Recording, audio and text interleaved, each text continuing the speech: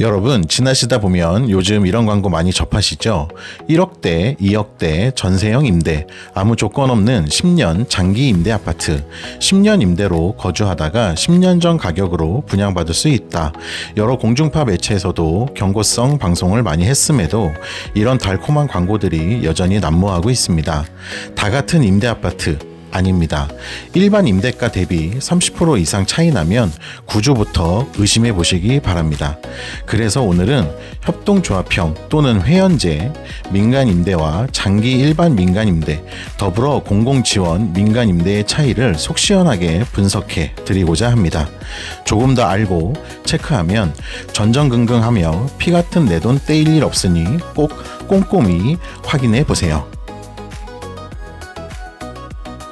협동조합형 민간임대와 장기 민간임대 비교. 우선 협동조합형 민간임대와 장기 일반 민간임대 비교표를 간단히 살펴보시고 결정적 차이를 계약서 기준으로 크게 세 가지로 구분해 정확히 짚어드리겠습니다. 첫 번째, 사업 주체가 어떻게 되는지를 확인해 보셔야 합니다. 장기 일반 민간임대의 사업 주체는 민간사업자로 일반적으로 건설사가 시공 및 임대사업자 역할을 다 맡는 경우가 많습니다. 협동조합형 민간임대의 경우 단체 명칭의 협동조합, 추진위원회, 지역협력단 등 이런 식으로 사업자가 아닌 조합이나 임의단체 형태라면 의심해볼 여지가 있습니다.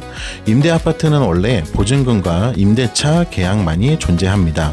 만약 예비임차인, 회원, 발기인, 출자금 등의 표현이 있다면 위험 신호일 수 있으니 꼭 상세히 확인해 보시기 바랍니다. 현행법상 발기인 5명만 있으면 조합 설립이 가능하고 관할 지자체에 조합원 모집 신고 후 신고 필증을 교부받고 모집 공고를 내면 조합원 모집을 할 수 있습니다. 사업계획 승인도 80% 이상 토지 사용 권한만 있으면 되니 사업이 남발하게 된 거죠.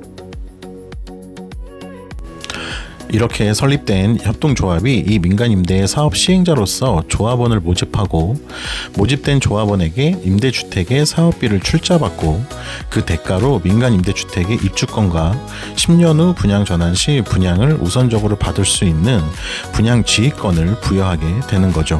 여기서 요약해보면 협동조합은 사업 시행자로서 사업에 관련된 모든 책임과 권한을 가지기 때문에 계약을 하는 일반 계약자는 임차인인 동시에 사업 시행자가 되는 꼴인 거죠.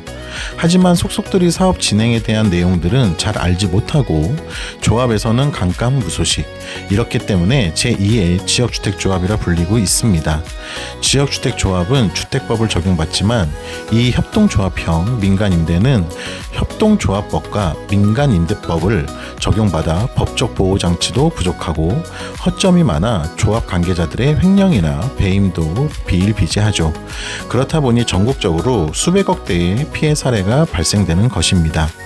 협동조합형 민간임대 공급 초창기에는 지자체 신고 후 조합원의 형태로 임차인을 모집하는 경우가 많았는데 요즘은 토지 확보 비율이 낮아 지자체 신고가 힘든 경우 또는 조합이라고 하면 꺼리는 사람들이 많다 보니 지자체 신고 없이 일반 법인체가 따로 민간임대주택 개발을 위한 출자자 겸 회원을 사전 모집할 임의단체를 설립해 기업형 민간임대라는 명칭으로 임차인을 모집하는 경우가 많습니다.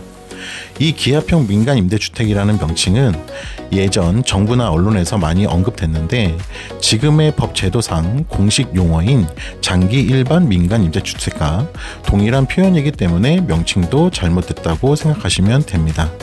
간혹 협동조합형 민간임대의 홍보 광고를 보다 보면 남양주 별내의 협동조합형 임대아파트, 위스테이 별내의 성공 사례를 드는 케이스가 있는데요. 위스테이 별내의 경우 정확하게는 공적 자금이 들어간 협동조합형 공공지원 민간 임대주택이니 착오 없으시길 바랍니다. 두 번째, 시공사의 확인입니다. 장기 일반 민간임대주택은 도급계약을 완료한 진짜 시공사 확정이라 하면 협동조합형 민간임대의 경우는 대형 건설사 MOU 체결, 시공참여의향서 체결 완료 등으로 광고 홍보하는 경우가 많습니다. 그럼 시공참여의향서와 MOU 체결, 도급계약의 차이는 뭘까요? 핵심은 구속력의 강도 플러스 계약자 리스크 차이입니다. 제일 사고 많이 나는 포인트라서 정리해 드립니다.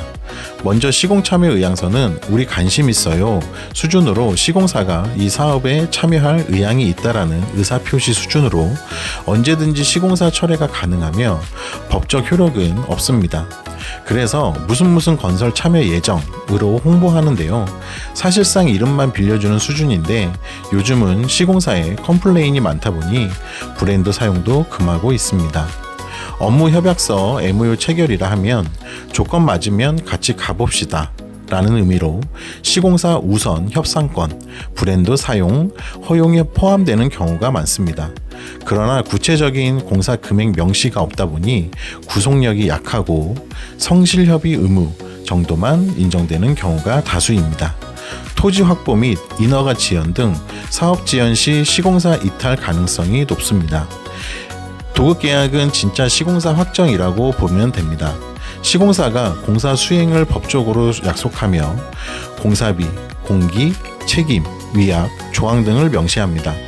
법적 효력을 지니며 일방 해지 시 손해배상, 위약금 발생되게 되겠죠. 시공사 변경 거의 불가하며 금융기관, PF, 보증 발급 가능 단계라고 보시면 됩니다. 그러나 도급계약이 있어도 조건부면 실질적 효력이 약화됩니다. 그래서 협동조합형 민간임대 상담 시에는 시공사는 도급계약인가요? MOU인가요? 토지 확보율, 오늘 기준 정확히 몇 프로인가요? 필지수와 미확보 사유는 무엇인지 체크해 보시기 바랍니다. 세 번째, 임대보증금, 자금 납부 조건의 확인입니다. 일반적인 장기 일반 민간 임대주택은 계약금, 잔압 후 중도금 대출, 확정된 입주 날짜의 잔금 납부에 일반적인 납부 프로세스를 지닙니다. 하지만 현재 진행 중인 협동조합형 민간 임대 사업자들을 보면 계약금 납부 후 사업 진행을 위해선 추가 비용이 필요하다는 명목으로 무이자의 추가 신용대출 진행 또는 중간중간 추가 납부 요청이 있습니다.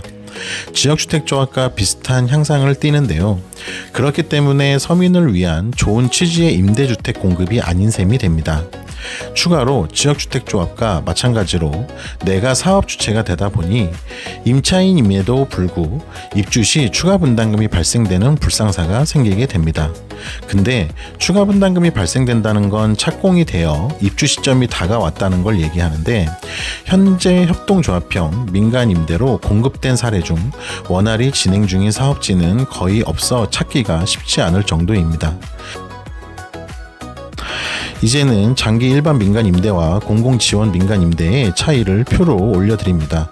장기 일반 민간 임대는 사업자 관점에서 보자면 10년간 리스크를 관리하면서 마지막에 분양으로 수익을 회수하는 구조로 임대가 목적이 아니라 전환 조건을 보고 들어가는 사업이라는 것입니다. 개념부터 입주 방식, 분양 전환 구조에 차이가 있으니 천천히 확인해 보세요. 마지막으로 장기 일반 민간임대의 실무 절차를 올려드릴까 합니다.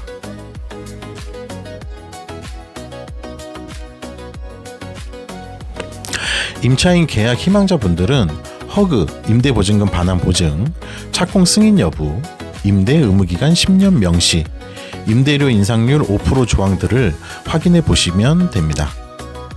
지금까지 민간임대에 대해 알아봤는데요. 민간임대는 싸서 선택하는 게 아니라 구조를 알고 선택하는 상품입니다. 임대라고 다 같은 임대가 아닙니다. 계약서가 전적으로 내 편일 수는 없지만 그래도 법적 보호를 받을 수 있는 조항들이 명시되어 있는지 꼭 확인하세요. 광고는 바뀌지만 계약 구조는 끝까지 따라갑니다. 10년을 사는 집 10분만 더 확인하시기 바랍니다. 감사합니다.